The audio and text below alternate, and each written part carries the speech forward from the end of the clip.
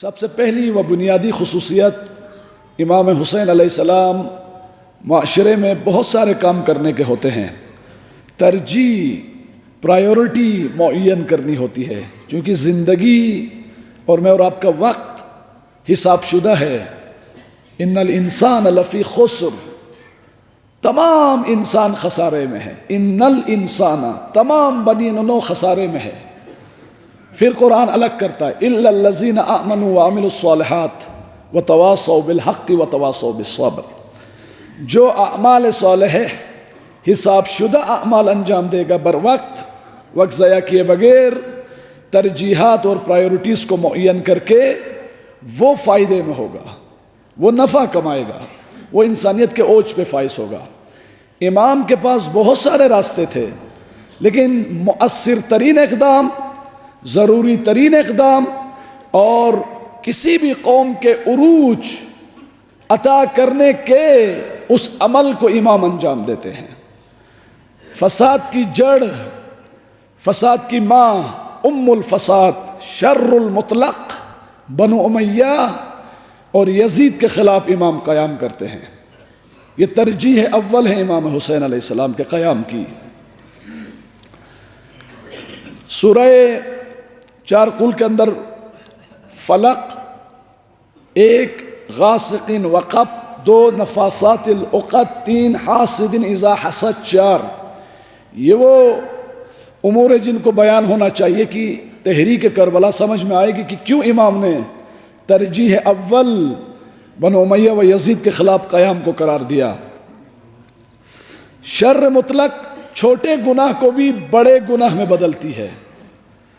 شر کوچک، چھوٹی شر، چھوٹے فساد، چھوٹے گناہ، چھوٹا گناہ گار انسان، اس کو بھی بہت بڑے ٹیررسٹ، بڑے گناہ گار میں شر مطلق بدلتی ہے، اپنے اس کاروان و کارخانے فساد کا حصہ بناتی ہے اگر اس کا راستہ نہ روکا گیا تو۔ امام نے اس شر مطلق کے خلاف قیام کیا۔ شر مطلق کب پھیلتی ہے؟ جب جاہلیت ہو، لوگ عقل کے بجائے، قرآن کے بجائے، اہل البیت کی سیرت کے بجائے شہوت، مفاد، غضب، قارونی طمع، فرعونی غرور، تکبر اور سامری کے چالاکی و شیطنت سے کام لیں، اور یہ کسی سسٹم، سیاست، اقتصاد، تعلیم کی یہ بنیاد بنے، یہ صفات، یہ شر مطلق کی فضا ہے۔ اس فضا میں شر مطلق رشد کرتی ہے، گروتھ کرتی ہے، یہ ایک فضا ہے۔ دوسری فضا شر مطلق یزیدیت کے پھیلنے میں نفاسات فی العقد، یعنی حق کو بدل کر حق کا لباس باطل کو پہنانا، حق کو چھپا کر باطل کو حق کا نام دے کر بیان کرنا، انسان کے تخیل پر اس طرح سے جادوگری، مکاری کی جائے، حق کو چھپایا جائے، باطل کو نمایاں کیا جائے۔ ایسی مشینری اگر یزید کو ملے، وہ شر مطلق کو پوری دنیا میں پھیلاتا ہے۔ اس وقت ساحران تھے، فرعون کے پاس ساحر، جادوگر، حق کو چھپاتے تھے، باطل کو نمایاں کرتے تھے۔ کہا موسیٰ حق پر نہیں ہے، فرعون حق پر ہے۔ دلیل کیا ہے؟ جادو کے ذریعے سے عصا کو، لاٹھی کو سانپ بنایا، حقیقت میں نہیں بنایا۔ جادو کی تیزی، ہنر ایسا، لوگوں کو نظر ایسا آیا کہ یہ لکڑی سانپ بنی ہے، لیکن جو موسیٰ نور بصیرت سے دیکھ رہے تھے، فرمایا ان کے دھوکے میں نہ آنا، حقائق کو منحرف کر رہے ہیں، یہ لکڑی ہے، سانپ نہیں بنی۔ آج میڈیا وہی کام کر رہا ہے، حقائق کو ٹویسٹ کر رہا ہے۔ دین عروج و غلبے کا ذریعہ ہے۔ آج استکباری میڈیا کہتا ہے دین کی طرف آئے بس ماندہ شمار ہو گئے، بیکورڈ شمار ہو جاؤ گے، بس ٹیکنالوجی کی طرف ہی آؤ۔ نہ، دین کہتا ہے ٹیکنالوجی کے ذریعے سے دین، دنیا کو آباد کرو، کسی پر ظلم ٹیکنالوجی کی طاقت سے نہ کرو، لوگوں کو سہولیات فراہم کرو ٹیکنالوجی کے ذریعے سے، اور اس ٹیکنالوجی کو استعمال کرنے کا ادب دین بتائے گا آپ کو۔ تیسرا رکن شر مطلق کے پھیلنے کا حسد ہے، اور یہ حسد بھی چھوٹا حسد نہیں ہے، حسد جو منافقت کے سسٹم کی صورت میں آ جائے۔ یہ 3 پلرز ہیں، ستون ہیں شر مطلق و یزیدیت کے پھیلنے کے۔ امام ان کے خلاف قیام کرتے ہیں۔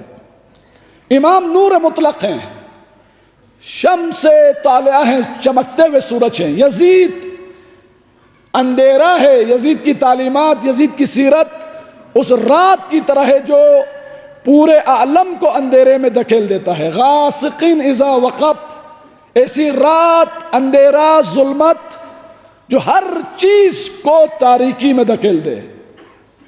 باصلاحیت جوانوں کو شرابی و کبابی بنائے، یہ یزیدیت ہے۔ باحیا خواتین کو بے حیا خواتین بنائیں، اور وہ لباس اپنی حیا کو بچانے کے لیے نہیں پہنیں گی اگر بے حیا ہوں، وہ لباس اپنے جسم کی نمائش اور نامحرموں کی ناپاک نگاہوں کی ڈسٹ بن بننے پر فخر کریں گی۔ شر مطلق اس طرح سے تباہی مچاتا ہے۔ حسین نور مطلق ہیں، جہاں جہاں تاریکی و اندھیرا ہے نور پھیلاتے حسین۔ اگر حر یزید کے ساتھ رہنے کی وجہ سے دنیاوی مال و منال کی لالچ میں آ کر حسین کا راستہ روکتا ہے، حسین نور مطلق سے اس کے اندھیرے کو نورانیت میں بدل کر توبہ کی جرأت و توفیق دے کر حر کو لشکر یزید سے نکال کر لشکر عاشورہ کا سردار بناتا ہے۔ سوال یہ ہے جوانان عزیز، بزرگان دین، ہم نے اپنے حصے کا دیا جلانا ہے۔ شر مطلق پھیلے تو میں اور آپ نے فلق بننا ہے۔ فلق، فعل لام قاف، فلق، فلق اس چھوٹے نور کو کہتے ہیں۔ بڑا نور جو پورے عالم کو روشن کرے گا وہ امام کا وجود ہے، وہ حسین ابن علی کا وجود ہے، وہ امام زمن کا وجود ہے۔ فلق، قل اعوذ برب الفلق، پناہ مانگو فلق، فلق کی پناہ مانگو۔ فلق نور، چھوٹا نور، نور کی چھوٹی کرن، اور نور اندھیرے و ظلمت کے مقابلے میں قیام اور ریزسٹنس کا نام ہے۔ نورانیت کا چراغ بنو اور اپنے حصے کا دیا جلاؤ، اپنی سراؤنڈنگ و ارد گرد کے ماحول کو نور مطلق کے لیے آمادہ کرو۔ منتظر امام وہ نہیں ہے، منتظر یعنی انتظار۔ انتظار عمل کا نام ہے، حالت کا نام نہیں ہے۔ انگلش انتظار، ٹرانسلیشن انتظار کے انگلش نہیں کرنا، ویٹنگ۔ ویٹنگ کہتے ہیں بیٹھا ہوا ہے ہاتھ پہ ہاتھ رکھ کے، جی انٹرویو دیا تھا، سفارش کسی اور کی ہوئی، کامیاب میں ہو گیا تھا، مثلا میرٹ پہ یہ پاس آ گیا ہے، سفارش کسی اور کی ہے، بس دلاسا دیا ہے ویٹنگ پہ رہنا، کوئی مر جائے گا تو تجھے دیا جائے گا۔ یہ منتظر نہیں ہے، منتظر عمل کا نام ہے۔ انتظار یعنی اس نور مطلق کے استقبال کے لیے اپنی صلاحیت و توفیق کے مطابق کسی گھر کو، کسی محلے کو، کسی شہر کو، کسی ادارے کو روشن کرنا، وہ روشن کرنے والے انسان کا نام منتظر ہے۔ کہنا یہ چاہ رہا ہوں، شر مطلق کو اگر موقع ملے، نور مطلق امام نہ ہو، میں اور آپ نے فلک بن کر، مقاومت و نور کی کرن بن کر شر مطلق کا مقابلہ کرنا ہے۔ یہ ذمہ داری امام حسین علیہ السلام میں اور آپ کی دوش و گردن پر عائد کرتے ہیں۔ شر مطلق سوسائٹی کو نافہمی، بے عقلی،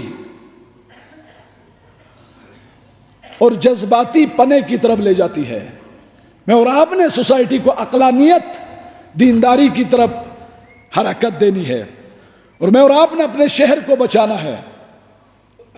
کچھ حقائق اپنے شہر کے بارے میں عرض کروں گا، اور میں اور آپ نے یہاں اس شہر کو، اس ملک کو گلستان بنانے کے لیے فلک نور بن کر اپنے حصے کا دیا جلانا ہے۔ الحمدللہ گلگت بلتستان، خصوصاً بلتستان دینداری کا مرکز ہے۔ جو مقام قم المقدسہ کا ہے ایران اسلامی کے انقلاب کے اندر، خدا شاہد ہے پاکستان کے اندر شہر سکردو کا وہی مقام ہے۔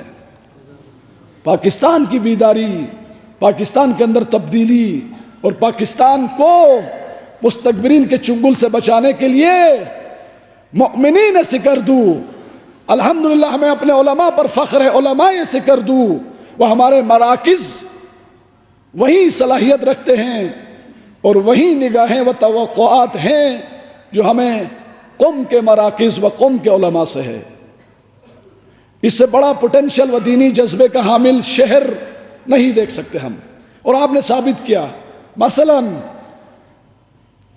داد تحسین کے لائق ہیں آپ، قبلہ شیخ سرور محترم آغا باقر الحسینی کی سربراہی و قبلہ و کعبہ شیخ علامہ حسن جعفری صاحب کی سرپرستی میں آپ نے فیالونگ کا پروجیکٹ کمپلیٹ کیا۔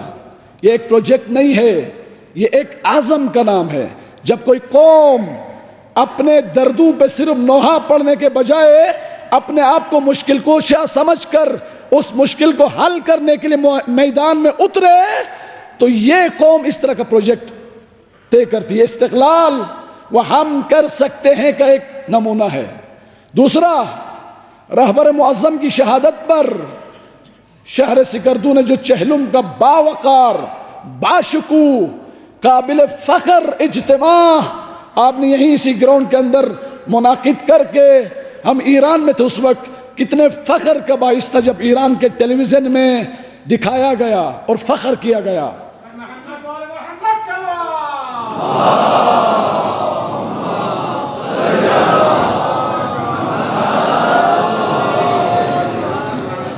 پھر ایران اسلامی کے لیے آپ جو چندہ جمع کر رہے ہیں، دور دراز علاقوں سے لے کر شہر سکردو، مالدار، غریب، فقیر، سب اپنا حصہ ڈال رہے ہیں۔ یہ میراث قابل فخر، قابل رشک میراث ہے، اس کی حفاظت کرنا ہم سب کی ذمہ داری ہے۔ جو قوم تربیتی نظام میں فاتح ہو، تمام سسٹمز میں وہ فاتح ہے۔ ابھی ایک انگریز کا میں واقعہ بتا چکا ہوں، کورڈیک ہے، اس کے 60 ٹی وی چینل ہیں، 60 ٹی وی چینل، اخبارات بھی اس کے ہیں، نیو یارک ٹائم بھی اس کا۔ اس نے ایک جملہ کہا، ایران کو شکست دینا چاہتے ہو، ایٹم بم سے نہیں دے سکتے ہو، میزائل سے شکست نہیں دے سکتے ہو، اقتصادی پابندیوں سے ہرا نہیں سکتے ہو۔ ایران کو شکست دینا ہے، ان کی ماؤں کو آلودہ کرو، ان کی ماؤں کو بے حیا بناؤ، ان کی وہ خواتین جو ماں بنیں گی ان کی حیا کو چھینو، ان کی عفت کو چھینو۔ ماں آلودہ ہو گئی، ماں بے وفا ہو گئی، ماں بے حیا ہوئی، ماں حجاب چھوڑنے کو فیشن سمجھے، پوری نسل، پوری سوسائٹی آلودہ ہوگی۔ پھر اس قوم کو شکست دینے کے لیے میزائل نہیں چاہیے، یہ قوم اپنی ناموس دے کر ٹرمپ کے سامنے اپنی ناموس کو رچانے کو فخر محسوس کرے گی۔ اور جب آپ شکایت کریں تو کہتے ہیں یہ ہماری ثقافت ہے، کوئی مہمان آئے تو ہم اپنی عورتوں کے بال کھول کر اس کا احترام کرتے ہیں۔ یہ ثقافت نہیں ہے، یہ بے حیائی ہے، بے غیرتی ہے، کثافت ہے، گندگی ہے۔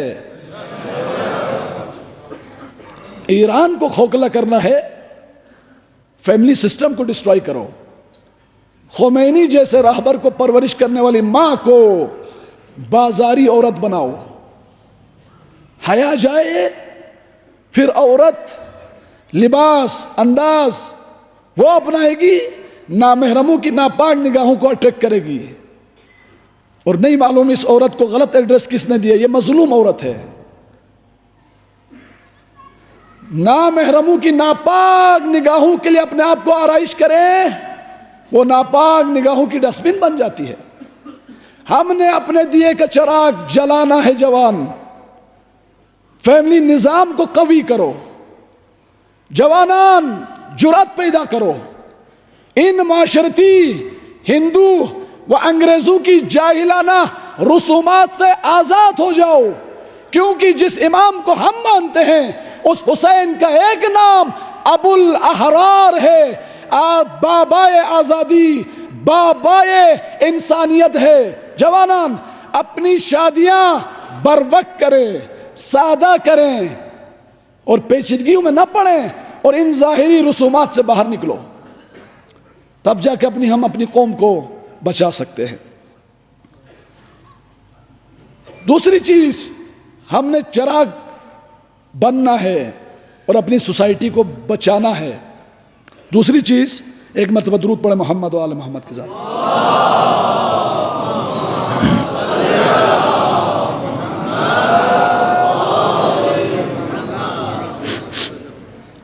ایک ہے اندلسی ماڈل، دیندار معاشروں کو بے دین بنانے کا ایک فارمولہ ہے. اندلس ایک شہر تھا، آج اسپین ملک ہے. 800 سال مسلمانوں کی حکومت رہی. بڑی لائبریریوں کا شہر، ایک لائبریری میں 50-50 ہزار کتابیں تھی. مغرب کے بڑے بڑے افراد وہاں آتے تھے پڑھنے. اسکالرز، سائنٹسٹ، علماء کا شہر، اعلیٰ دینی تہذیب کا شہر، اعلیٰ انسانی تعمیرات کا شہر، مسلمانوں کی عزت و آبرو کا شہر تھا. اس اندلس کو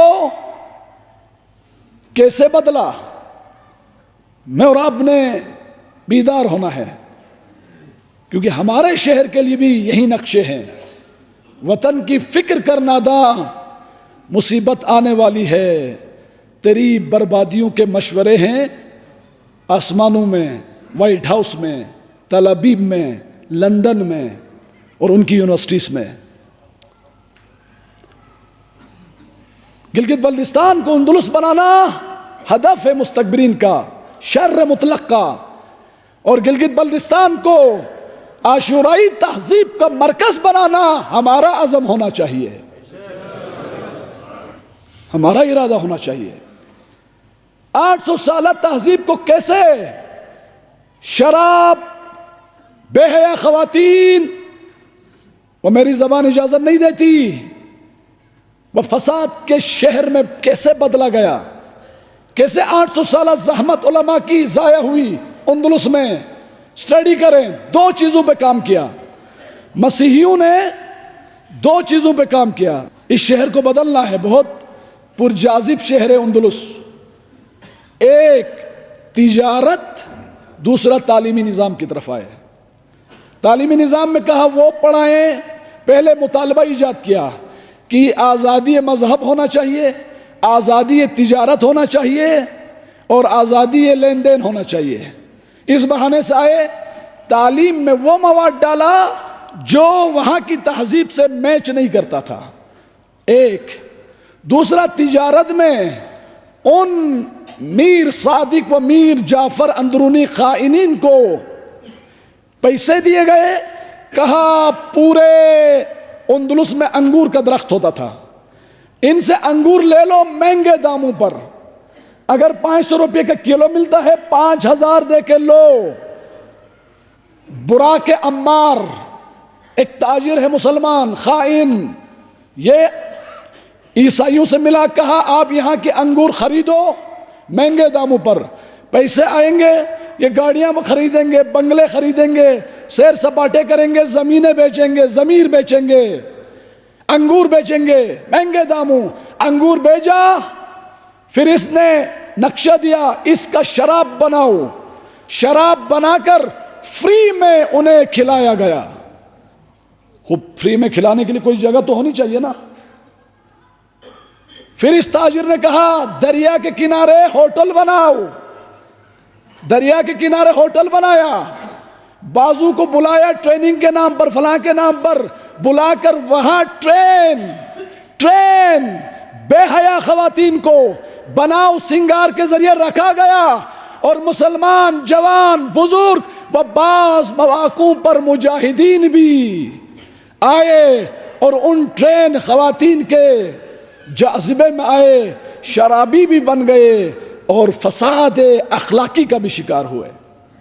اور دیکھتے ہی دیکھتے اندلس کی مسجدیں گوڑو کے استبل میں تبدیل ہوئی، اندلس کے مسجدی جوان شراب خانوں کی زینت بن گئے، اندلس کی باحیا خواتین بے حجاب خواتین بنی۔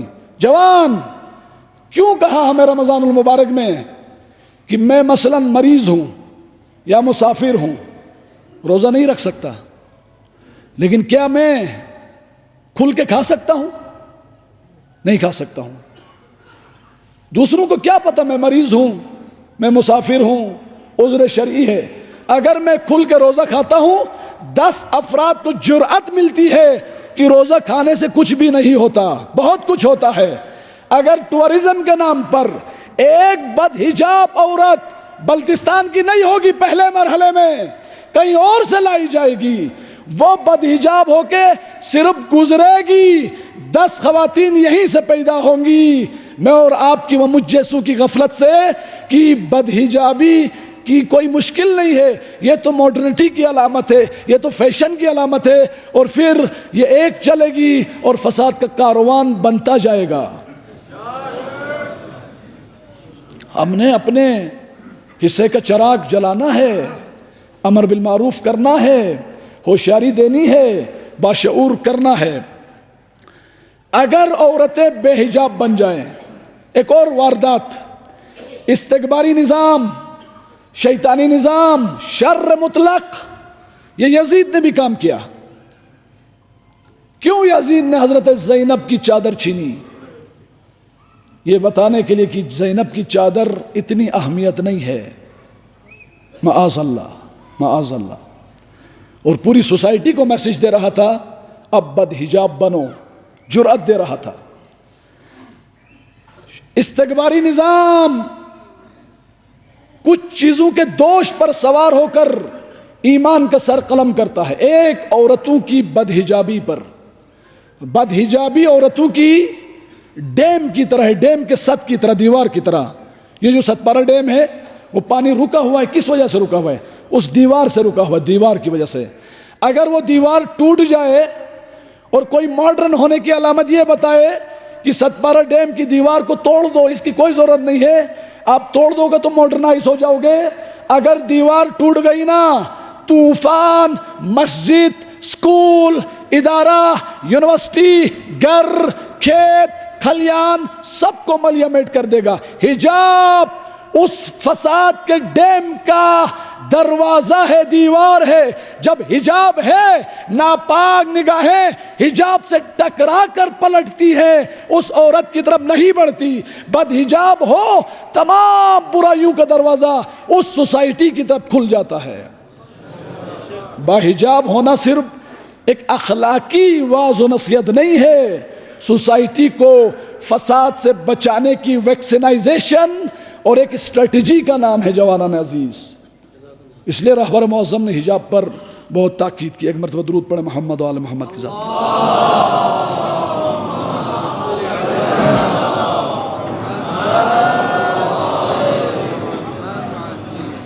ایک اور چراغ ہم نے جلانا ہے، اس تاریکی کو ختم کرنا ہے۔ فرعون کی ایک روش تھی، من استخف القوم فاطاعہ، من استخف القوم، قوم کو خفیف ذلیل حقیر کرتا تھا اور اپنی اطاعت کراتا تھا۔ علماء نے بیان کیا اس کا مطلب کیا ہے؟ قوم کو ضعیف بنانا یعنی ابتدائی ضرورت کی چیزوں میں مصروف اتنا رکھو کہ دن اس کا اسی میں گزر جائے، آزادی، استقلال اور بڑے بڑے مقاصد کے لیے سوچنے کا وقت ہی ان سے چھین لو۔ یہ قوم تیزی سے اس شر مطلق کی طرف جائے گی۔ ایک اور چراغ ہم نے جلانا ہے ہماری سوسائٹی کے اندر. یہ تلخ حقائق ہیں. وقت بھی گزر رہا ہے, میں تیزی سے کلوز کروں گا. کچھ سالوں سے ہم دیکھ رہے ہیں ہمارے شہر میں خودکشی کا ریٹ بڑھ رہا ہے. اس کے عوامل کو دیکھنے کی ضرورت ہے. عاشوراء اصلاح معاشرے کی تحریک کا نام ہے. ایک درد خودکشی کی صورت میں ہے ہمارے شہر میں, یہ تاریخی ہے. کنٹرول نہ کیا ایک شر مطلق کی صورت میں ملیمیٹ کرے گا ہماری نسل کو. اس کے اسباب, عوامل, پڑھے لکھے حضرات تحقیقات کے ذریعے سے قوم کو آگاہ کریں. ایک عامل خودکشی کا, اور عموماً آپ دیکھتے ہیں خودکشی بعض مواقعوں پہ پڑھے لکھے افراد کر رہے ہیں. اساتذہ کرام, کیریئر کونسلنگ کے حضرات توجہ کریں. کامیابی کو صرف ایک پوسٹ میں, ایک محدود دائرے میں بند نہ کریں کہ یہ بچہ پڑھ رہا ہے میڈیکل آفیسر بننے کے لیے پڑھ رہا ہے, جب میڈیکل ٹیسٹ میں فیل ہو گیا اس نے سمجھا میری دنیا ہی ویران ہو گئی, میں ایک فضول مخلوق ہوں, ابس مخلوق ہوں, اضافی مخلوق ہوں. چونکہ میڈیکل کی سیٹ میں نہیں گیا, صلاحیتوں کو نہیں دیکھے گا, نتیجے میں خودکشی کرتا ہے. اب بتائیں, کامیابی کے دائرے بہت وسیع ہیں, کامیابی کے میدان بہت وسیع ہیں. پہلے اٹیمپٹ میں نہیں ہوئے ہیں تو دوسری کوشش میں کامیاب ہو جاؤ گے. اللہ کریم ہے, رحیم ہے, کسی کی محنت کو ضائع نہیں کرتا. لیکن میں محدود کروں کامیابی کو اور وہ نہ ملے تو خودکشی. دوسرا عامل جس میں ہم ذمہ دار ہیں, وسائل کی ناجائز تقسیم معاشرے میں. قیام کربلا کا دوسری ذاتی صفت عدالت. جو بھی تحریک, جو بھی سیاست, جو بھی اقدام معاشرے کو عدالت اجتماعی, سوشل جسٹس کی طرف لے جائے گا, اس تحریک کا رابطہ عاشوراء سے ہے, اس کا رابطہ علی مرتضیٰ سے ہے. علی امام عدل ہیں. وسائل کی ناجائز تقسیم, ایک طبقہ امیر سے امیر تر ہو رہا ہے. بیوروکریسی کی ڈکٹیٹرشپ گلگت بلتستان میں ہے. ہمیں وہ حقوق نہیں ملے جو ملنے چاہیے تھے. ایک متنازع علاقے کے حقوق ملنے چاہیے یا ایک صوبے کے حقوق ملنے چاہیے. ہم پاکستانی ہیں, ہم پاکستانی ہونے کو فخر محسوس کرتے ہیں اور ہم اپنا کردار ادا کرنا چاہتے ہیں پاکستان کی تعمیر و ترقی کے لیے. ہمیں ایکسیپٹ کرو, ہمارے وجود کو آئینی حیثیت سے ایکسیپٹ کرو. بیوروکریسی امیر سے امیر تر ہو رہی ہے. وسائل مال خون کی طرح ہے. آپ سب کا خون لے کر ایک بندے کو دیں, یہ بندہ بھی مر جائے گا, میں اور آپ بھی مر جائیں گے. کچھ زیادہ کھا کر مریں گے عدل نہ ہو, اور کچھ بھوکے مریں گے. خودکشی کیوں ہو رہی ہے؟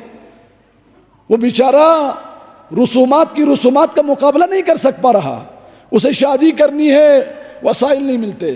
عید والے دن 2 جوڑا کپڑے بنانے ہیں, چونکہ پڑوس کے افراد 2 جوڑا کپڑے 2 جوڑا سوٹ سیتے ہیں, یہ غریب ہے, بیوی بچوں کے بوجھ کو سنبھال نہیں سکتا, پریشر آتا ہے, دباؤ آتا ہے, خودکشی کرتا ہے نتیجے میں مایوس ہو کر. وسائل کی غیر عادلانہ تقسیم. آپ دیکھیں آپ کے شہر میں کوئی پروجیکٹ ہوتا ہے, حکومت کتنی رقم اس پروجیکٹ کے لیے الاٹ کرتی ہے, مثلا 10 کروڑ, خرچ کتنا ہوتا ہے؟ شاید 50 لاکھ. یہ روپے کدھر گئے؟ یہ تو سب کے تھے, یہ تو بیت المال تھا. بنو امیہ کی روش یہ تھی, اتخذوا مال اللہ دولا, بیت المال کو اپنے اکاؤنٹ میں شفٹ کرتے تھے. کرپشن. اگلے سال وہ طبقہ پھر آتا ہے, پھر ایک بڑی رقم اپنے اکاؤنٹ میں ڈالتا ہے. یہ بہت امیر ہو رہا ہے, اور یہ امیر ہونے کی وجہ سے ضائع ہو رہا ہے. اور ایک سوسائٹی, مال اس کے خون کا حصہ ہے, ابتدائی ضروریات نہ ملنے کی وجہ سے, بیوی بچوں کے ابتدائی مسائل کو حل نہ کر سکنے کی وجہ سے خودکشی کر رہے ہیں. ان الانسان لیطغی ان رآہ استغنی. تیسری چیز اس کے بجائے عدالت اجتماعی، وسائل، اختیارات، حقوق کی عادلانہ تقسیم طرز حیدر کرار ہے۔ یہ بنو امیہ کی روش تھی، ایک طبقے کو سارا مال دے کر اکثریت قاطع کو غربت و فقر کی کے عذاب میں مبتلا کرنا۔ علی مرتضیٰ نے فرمایا جنہوں نے مال لوٹا ہے اور عورتوں کا جہیز بنایا ہے، بستر بنایا ہے، فریج بنایا ہے، سینڈل بنایا ہے، گاڑی بنایا ہے، سونے کی انگوٹھی بنایا ہے، میں علی امام عدل ہوں، میں ایک ایک پائی پائی کا حساب لے کر اس کرپٹ شدہ مال کو بیت المال کے خزانے میں جمع کر دوں گا۔ امام حسین علیہ السلام نے جس طبقے کے خلاف قیام کیا، یزید سب سے بڑا حرام خور تھا، وی آئی پی کرپشن یزید کر رہا تھا، اور اس کے ارد گرد کے افراد کا مال بڑھ رہا تھا، اور معاشرہ فقر میں، اور فقر بڑھے کفر بھی بڑھتا ہے، ساتھ شرک بھی بڑھ جاتی ہے، اور کفر اور شرک کی فضا میں انسان خدا کی رحمت سے مایوس ہوتا ہے، خودکشی بڑھ جاتی ہے۔ ایک اور چیز، بعض افراد خودکشی کر رہے ہیں، بہت محترم ہیں، معزز گھرانوں کے ہیں، کیوں کر رہے ہیں؟ کیونکہ فساد کی آگ، شہوتوں کی آگ معاشرے میں بڑکی ہوئی ہے۔ اپنے بچوں پہ توجہ کریں مومنین، کن کے ساتھ بیٹھتے ہیں، کس گیدرنگ میں رہتے ہیں۔ قوم لوط کا عمل پھیل رہا ہے سوسائٹی میں، اور بعض معزز گھرانوں کے بچوں کو ایسے جنایت کار، مکار اپنی گیدرنگ کا حصہ بنا کر ان کی حرمت و عزت پر حملہ کرتے ہیں۔ جب ان کی عزت پر حملہ ہو، وہ بتا نہیں سکتا، دفاع نہیں کر سکتا، اور مایوس ہوتا ہے، ڈپریشن کا شکار ہوتا ہے، اور اس کے نتیجے میں خودکشی کرتا ہے۔ قیام کربلا بیداری و شعور و آگاہی پھیلانے کی تحریک ہے، معاشرے کے اندر عدل و انصاف ایجاد کرنے کی تحریک کا نام ہے۔ مولا علی امام عدل ہیں، 3 طبقے علی کے مقابلے میں آئے۔ ایک طبقے نے کہا علی ٹھیک ہے، عدالت نہیں پسند، اصحاب جمل بن گئے کہ ہم لوٹنا چاہتے ہیں، علی خود قبول، علی کی عدالت قبول نہیں ہے۔ یہ ایک اسلام ہے جو کرپشن کر کے بھی اپنے آپ کو مسلمان سمجھتے ہیں۔ ایک طبقہ علی کی عدالت کے مقابلے میں اٹھا، عدالت پسند ہے، ہمیں قبول ہے، علی نہیں پسند، خوارج، طالبان، داعش، یہ اسلام۔ ایک طبقہ اٹھا، نہ علی پسند نہ علی کی عدالت پسند، اہل شام، اور یہ ماسٹر مائنڈ گروپ تھا، یہ شر مطلق تھا جو علی کا راستہ روکنا چاہ رہا تھا۔ شیعہ کون ہے؟ شیعہ وہ نہیں ہے صرف منقبت پڑھے، نعرہ حیدر لگائے، یہ لگائے، یہ واجب ہے، یہ ضروری ہے، بعض موقعوں پہ تو لگانا ہی چاہیے، حتماً و حتماً۔ شیعہ وہ ہے جو علی مرتضیٰ کی شخصیت کو بھی قبول کرے، علی مرتضیٰ کی عدالت کو بھی قبول کرے۔ عدالت نہ ہو تو بھی وہ اسلام نہیں ہے، علی نہ ہو تو بھی وہ اسلام نہیں ہے۔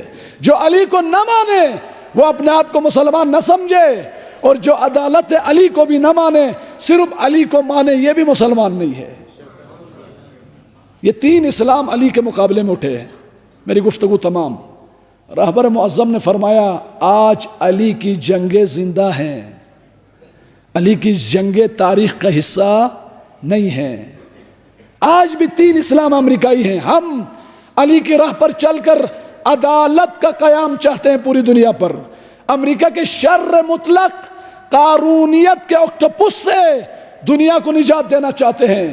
ہمارے مقابلے میں جملی اسلام لایا گیا، عرب ممالک، ٹھیک ہے مسلمان ہیں ہم، تلاوت قرآن کریں گے، عدالت نہیں پسند، مقاومت نہیں پسند، فلسطین پہ ظلم ہو رہا ہے، نہیں، اس پہ خاموش رہیں گے، کمپرومائز۔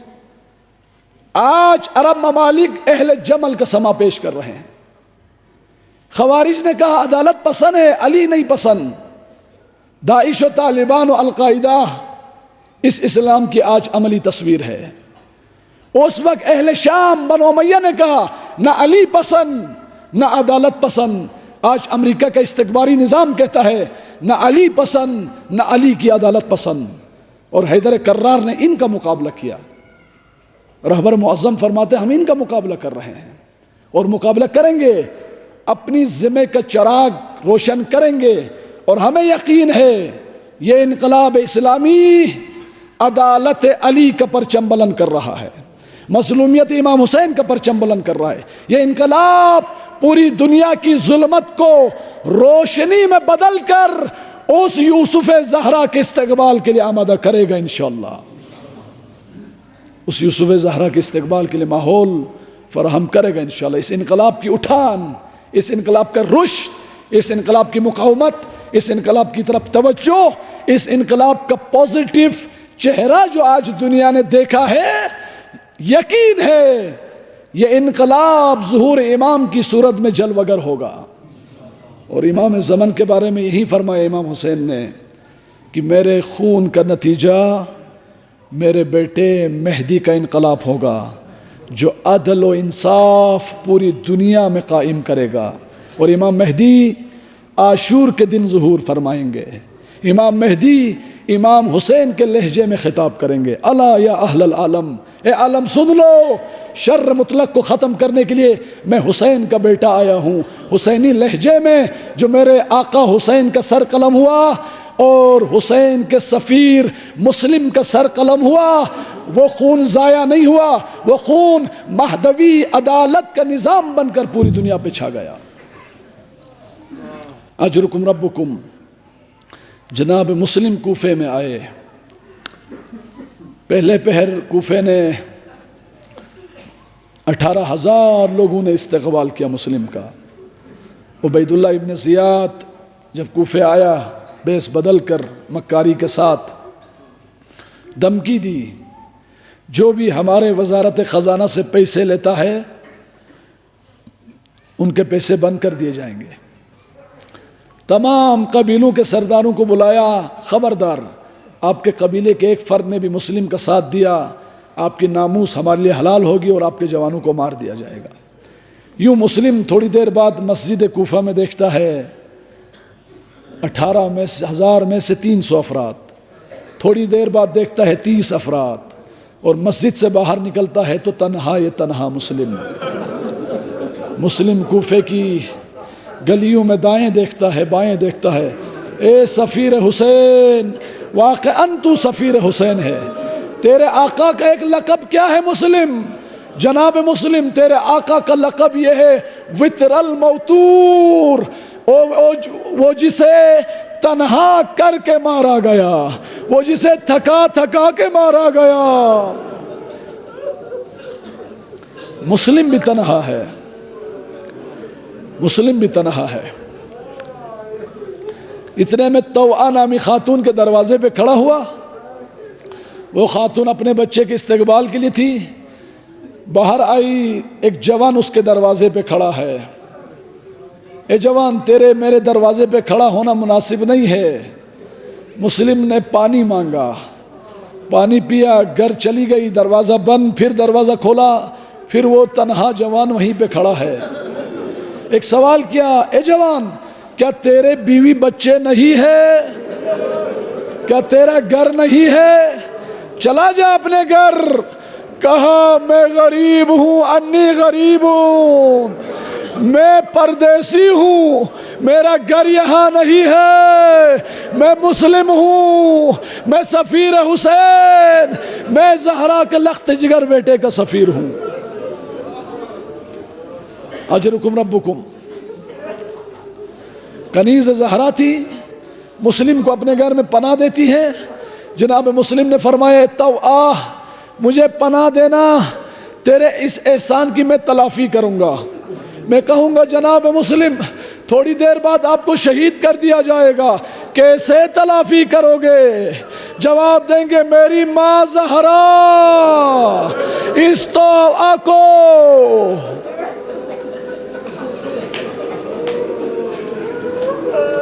شفاعت کے ذریعے تلافی کریں گی. اجرکم ربکم. اس طوع نے گھر میں احترام کے ساتھ رکھا، مسلم کو کھانا دیا، مسلم نے کھانا تناول نہیں فرمایا. اتنے میں گوڑوں کی آواز آئی، قدموں کی. مسلم گھر سے باہر نکلے. کیوں نکلے؟ حملہ کر رہے ہیں اس گھر کی طرف، گھیرے میں لے رہے ہیں. مسلم جانتے ہیں یہ اشقیاء جب حملہ کرنے پہ آئے در زہرا کو بھی نہیں چھوڑتے. اے طوع یہ تو تیرا گھر ہے، جس گھر میں حسنین تھے وہاں بھی آگ لگا کر، ٹھوکر لگا کر زہرا کے پہلو زخمی کیا تھا. اجرکم ربکم. مسلم مقابلہ کرتے ہیں بڑے جانانہ انداز میں، لیکن یہ تنہا پردیسی مسلم کب تک کریں؟ ہزاروں لوگوں کو چھتوں پہ لایا گیا، کچھ کے ہاتھ میں آگ کے انگارے دیے گئے، کچھ کے ہاتھ میں پتھر دیے گئے. سفیر حسین پر پتھر برسائے چاروں طرف، آگ کے شعلے، تیروں کی بارش. مسلم زخمی ہو گیا، وہ زخمی سے چور چور ہو گیا. مسلم کی طاقت ختم ہو گئی، مسلم پیاس سے نڈال ہو گئے. اتنے میں بکیر جمران نامی لعین نے، جس نے بعد میں مسلم کو شہید کیا، تلوار کی وار سے مسلم کے منہ کو زخمی کر دیا. مسلم کے دانت مبارک شہید ہو گئے، مسلم کے دہن مبارک سے خون کا فوارہ جاری ہو گیا.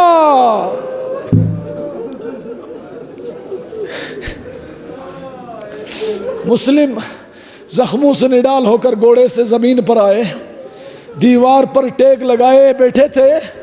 اشعث ملعون نے کہا، مسلم ہم تمہیں پناہ دیتے ہیں، ہمارے حوالے کرو. اب مسلم کے پاس جنگ کی طاقت نہیں بچی تھی، پورا جسم زخموں سے چور، پورے جسم سے خون کے فوارے. مسلم کو تحویل میں لیا، لیکن خیانت کی عزادارو. سفیر حسین کو رسیوں میں باندھا گیا، دارالعمارہ لایا گیا. دارالعمارہ میں پیاس لگی، پانی مانگا، پانی پینا چاہا، خون کے ذریعے سے نہیں پی سکا. پینا چاہتا تھا مسلم، خون جاری تھا، نہیں پی سکا. اے مسلم، کربلا والوں کی قسمت میں پانی نہیں ہے. اے مسلم، آپ کے اطمینان کے لیے ہی کافی ہے، اصغر کو بھی پانی نہیں ملا.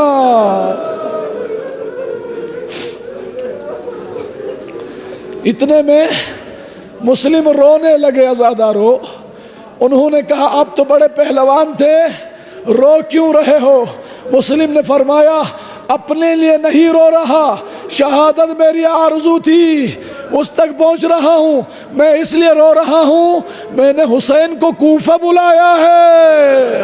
حسین کے کاروان میں ننھے بچے ہیں، اصغر ہے، سکینہ ہے. یہ اشقیاء نہ جانے ان کے ساتھ کیا کریں گے. المختصر، مسلم کو دارالعمارہ پہ کھڑا کیا گیا، اب شہید کرنے کو تیار ہیں. مسلم کی صدائیں بلند ہوئی، انا للہ و انا الیہ راجعون، اشہد ان لا الہ الا اللہ. مسلم کا سر قلم ہو گیا. سر مسلم، جسد مسلم کو دارالعمارہ سے گرایا گیا. مسلم کے جنازے کو کوفے کی گلیوں میں پھرایا گیا. مسلم کے جنازے کو بازار کوفے میں لٹکایا گیا. مسلم کے سر اقدس کو دمشق میں یزید کی طرف بھیجا گیا. اور ادھر 9 ذی الحج کو حسین کو خبر ہوئی مسلم شہید ہو گئے. حسین نے مسلم کی بیٹی کو بلایا، آغوش میں لیا، سر پہ ہاتھ پھیرا. بچی سمجھ گئی آقا حسین یہ تو یتیموں کے ساتھ کیا جاتا ہے. امام نے فرمایا مسلم کی بیٹی یہ نہیں بتایا بابا شہید ہوئے، فرمایا آج سے حسین تیرا بابا ہے۔ میں قربان جاؤں حسین کی سکینہ پر، جب بابا شہید ہوئے کسی نے دلاسا نہیں دیا، شمر کے تماچے۔ الا لعنت اللہ علی القوم الظالمین، فسیعلم الذین ظلموا ای منقلب